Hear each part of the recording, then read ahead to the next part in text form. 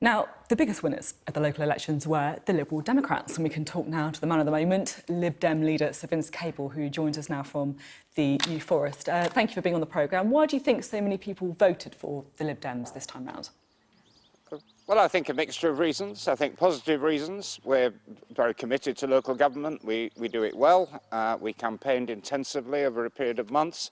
That was all part of it. It was disillusionment with the government. It was amongst people who were very strongly about remaining in the European Union. They got behind us too. So it was a mixture of reasons. We did very well in some of the parts of the south of England that are very committed to remain, but we also did very well in Somerset and Devon, where they have a different view. And as you've just heard, we had big swings in places like Sunderland and Barnsley. So it was quite a deep process, and it showed our party is now fully recovered and a very strong force in British politics.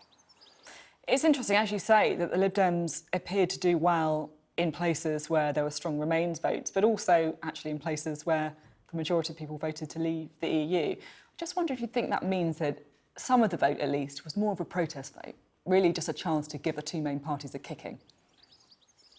Well, there is an element of that, and I'm perfectly realistic that that was one of the factors at play. But, you know, if you take a place like Sunderland, which was very heavily Leave, it didn't just come out of a protest vote. We've worked there for years. We've got a team of dedicated people who have gradually won their way onto the council, have done good work there and have built on it. And so, yes, there was an element of a protest vote, but there was much more than that. It was very much a positive vote for Liberal Democrat candidates, and that is going to carry it forward, I think, into the European elections we'll have in a couple of weeks' time. Well, let's talk about the European election, shall we? Because you're going to have a bit more competition there, aren't you, for the chance to give the two parties a kicking. The Brexit party are going to be standing. We heard Nigel Farage earlier on the programme. Also, Change UK. What would be a good result for the Lib Dems? Well, a good result would be a significant improvement on what we had last time, which was not a very good outcome.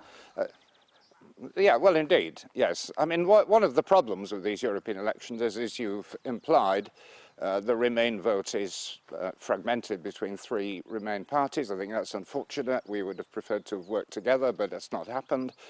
So I think what is important for us is that the Remain voters in the country, the people who are committed to remaining in the European Union, who want to press ahead with a people's vote, that those people get behind us, and we send then a very strong message, not just to the Conservatives and Labour Party, but also to Nigel Farage, that he's up against a very formidable adversary here.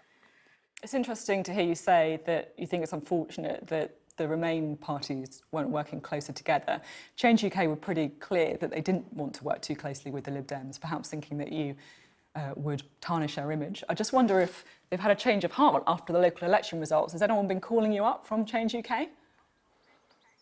Well, it's a bit late now. The nominations have been submitted. And if that was the calculation, then it was clearly wrong, because, you know, we are a very positive force. But I say there's no point, I think, just going over who said what to whom and why we got where we are. We are now on the ballot paper with the other Remain parties, but our fire is going to be directed at Nigel Farage and the Brexit parties, and at the terrible muddle and the panic which we're now getting from the Conservative and Labour parties. That's the opposition.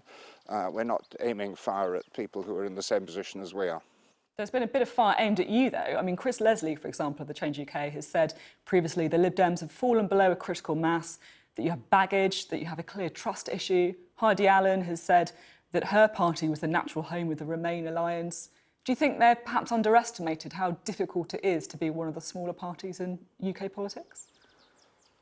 Well, those remarks are obviously terribly wide of the mark. But I like the people concerned. I don't want to get into a unnecessary spat with them. I think when these elections are over, we're going to have to work together and grow up and, you know, behave in adult politics. I think that's what the public expects us to do, rather than exchanging snide comments. You know, we've clearly done extremely well in these elections. We're back as a major force. I think that will carry over into the European elections. And then we'll work with other people who share our views on Europe and our values more generally, and really trying to change British politics in a fundamental way, because I'm afraid the Tory party and the Labour Party have now become so discredited. People are looking for some genuine alternative, and we will be at the core of that. It's interesting, isn't it? Because it feels as if the last general election was almost like dominated by two-party politics. Labour and the Conservative Party got more than 80% of the vote between them. Do you think what we're starting to see now is the beginning of a splintering of that dominance?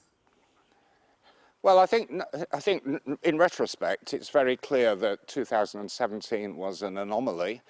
It was unusual. It was conducted in the aftermath of the referendum. It created, I think, a false sense that the two-party system was being reconstructed. It's been gradually dissolving over the last couple of decades or so. And I think it's now very, very clear that British politics is now going to have to be remade. I mean, it's clearly failing in all kinds of ways. I mean, not just the mess around the referendum, but the fact that as a country we're just not getting to grips with really big challenges like housing and how we deal with social care and rising crime and the future of education. And we need parties that have a positive vision, can get themselves organised and replace the rather moribund two-party system that we have at the moment. And then I just want to ask you, just to close, we often ask people to suggest questions on social media for our guests, and I couldn't resist asking you this one from Barry HH on Twitter. He says, ask Vince if he's gutted he's jacking it in now the Lib Dems did quite well in the locals. Are you a little bit gutted? No, my plans haven't changed. I'm expecting that my party will have a new leader before the summer break. I've always intended that we should have an orderly succession. I'm very happy to pass on the baton, but I will be leading the party through the European election, that's very clear. And if the government fails a no confidence motion in the next few weeks, as it could well happen, and we have a general election, then I'll be leading our party into that too. OK, Sir Vince Cable, thank you very much for being on the programme today. Thank you.